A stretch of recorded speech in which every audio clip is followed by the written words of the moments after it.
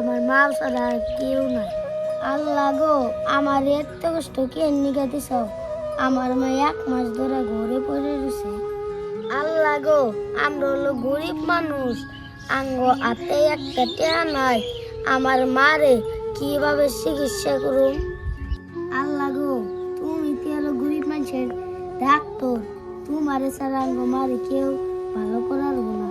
আল্লাহ গো, please আমার দোয়াটা কবুল করো। মা গো মা, তুমি থাকো, আমি ভিক্ষা করবার যাই।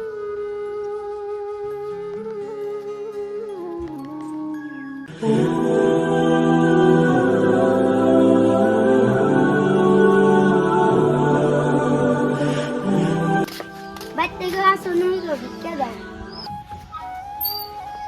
ধরো ভিক্ষা নাও। আমার চাল দিও না, পয়সা দাও। তোরে চাল দিছি তাই ভালো, আমার পয়সা চাস, যা আমার ভিতর জীবনে ভিক্ষা করবার রাখি।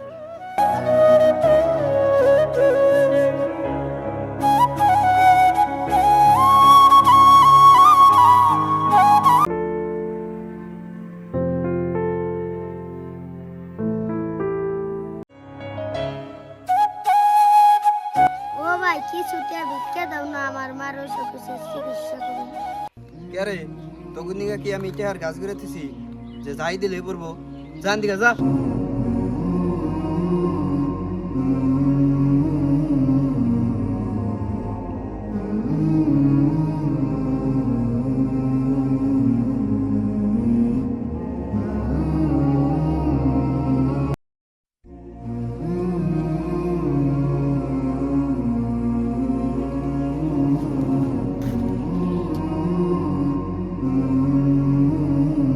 ও ভাই, কটা টেহা দাও, আমার মার অসুখ।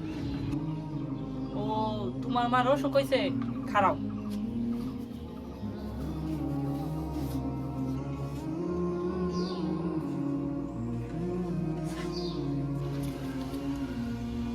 ওর টেহা দাস কিন গে?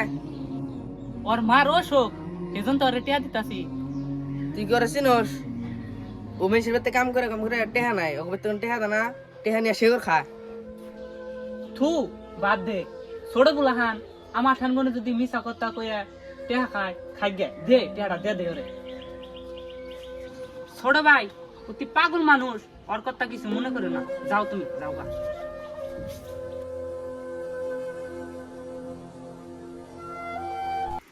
হ্যালো গাইস, ভিডিওটা কেমন লাগছে? আশা করি ভালো লাগছে। ভিডিওটা যদি ভালো লাগছে, লাইক, কমেন্ট, সাবস্ক্রাইব করতে ভুলবেন না।